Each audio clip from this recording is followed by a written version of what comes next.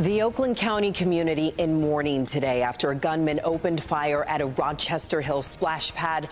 It has been a full 24 hours since the shooting took place, and tonight we are hearing from the family members of the victims as their long road to recovery gets underway.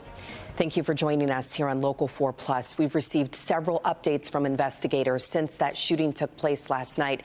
Let's take a moment to get you caught up on everything we know so far. The shooting happened just after 5 p.m. at the Brooklands Plaza Splash Pad. According to the sheriff's office, in total, 9 people were shot. The victims range in age from 4 years old to 78 years old, among them a mother and her 8-year-old son, who are both in critical condition right now. The alleged shooter has been identified as 42-year-old Michael Nash. He's from Shelby Township. Police say he opened fire with a handgun, shooting 28 times. Police found him at a mobile home park after the shooting. We're told he took his own life. And right now, a vigil is being held to allow the community members to come together and mourn with the families impacted by this tragedy. That's where we find my partner, Will Jones, tonight. Will, can't even begin to imagine the emotions that people are going through as they try to make sense of what's happened. Pam, it is extremely challenging. We're at Woodside Bible Church in Troy. This prayer vigil got underway at 5 o'clock, and this is in partnership with nearby Kensington Church. We just stepped out for a moment to do this live shot, and the goal with this prayer vigil is to show support for the victims and their loved ones, along with first responders who responded to this tragedy and those who are caring for those injured right now. Earlier today, Rochester Hills Mayor Brian Barnett spoke about how this tragedy is impacting his community. Here's what he had to say.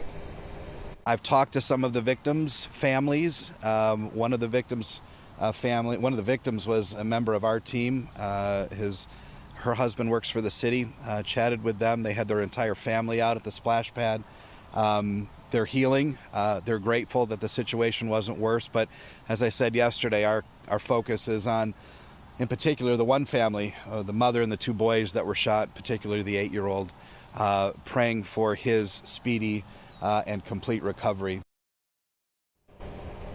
Mayor Barnett is here. He spoke about 20 minutes ago. He attends this church, and this all came together last minute, as you might expect. This tragedy happened yesterday, and they were unsure about how many people were going to attend this prayer vigil. It is Father's Day, but I can tell you, as people started to file in, they started adding chairs. We're going to have much more on this later, but for now, we're going to go back inside. I'm going to send it back to you, Pam. We're live in Troy. Will Jones, Local 4.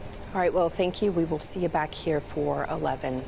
2 of the victims injured in the shooting were shielding their own children from the shooter when they were shot. Michaela and Eric Coughlin were at the splash pad with their 2 daughters. The parents were shot 7 times between the 2 of them.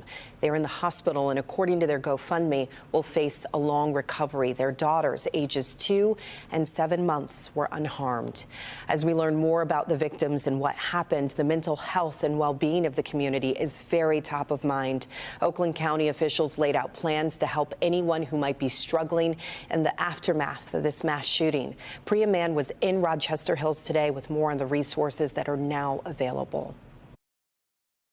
The splash pad where this tragedy unfolded is only about a mile away from this DPS building, which will now be the site of a family assistance center, and therapists will be available all week long. This isn't a short-term event. This community and the people impacted are going to be hurting for a long time, so you can't abandon them. Immediately after the mass shooting at Brooklands Splash Pad, Oakland County Executive Dave Coulter says plans for mental health resources were in the works. You have to realize that mental health issues can happen in any family, at any income, at any race, anywhere in the county or the country. Starting Sunday, therapists will be available for anyone in need. The Oakland County Health Network was on the ground in Oxford and is mobilizing again, this time in Rochester Hills. We all have a connection to this community, for those of us who have children, to hear about things like this happening to other children, to other families. So to even begin to process the impact of something like this happening in a place where you've always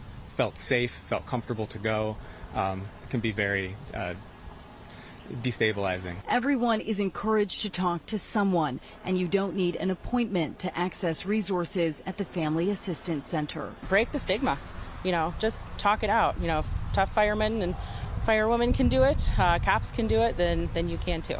As vigils are being organized, longtime Rochester Hills Mayor Brian Barnett says meal trains are already in place to help affected families. If there is any sort of silver lining, you're reminded we are a great community. Rochester Hills is an incredibly proud, strong, and caring and generous community, and we've seen that exhibited tremendously over the last 18 hours. And trained therapists will be available here Monday through Friday from 4 to 8 p.m. Everyone is encouraged to attend. The address, by the way, is 511 East Auburn Road. In Rochester Hills, I'm Priya Mann, Local 4. All right, thank you, Priya, for getting us that information. If you cannot make it out to the Family Assistance Center, reach out to the nurse on call. That number is on your screen there. It's 800-848-5533. They are available Monday through Friday, 8:30 until 5. We are also learning more tonight about the suspected shooter as investigators work to piece together why this happened. Our Victor Williams is in Shelby Township where he lived. Victor, what have you learned? Well, Pam, this whole thing is just so heartbreaking. We're about a mile and a half away from that splash pad, and this is where the suspected shooter lived. This is the mobile home that they had to break into when they found him unresponsive. Now, this is a very shocking thing for a lot of the people that live in this neighborhood because they had no idea that they would be a part of this story that has really taken a lot of people by surprise, including the person that lives right next door. She had no idea. She never saw any red flags, and she's even more surprised because a lot of kids, they live right here in this exact neighborhood. It's sad. I don't know the reason why he chose to do this. There was never any indications. He's lived there 18, 19 years with his parents, and I never thought anything would come of something like this that he chose to do. The kids were playing across the street yesterday. All the kids were out here playing. They were fishing, playing. These little kids were down here. We were mowing the grass. Why he chose to get in the car and go to a splash pad, I have no idea.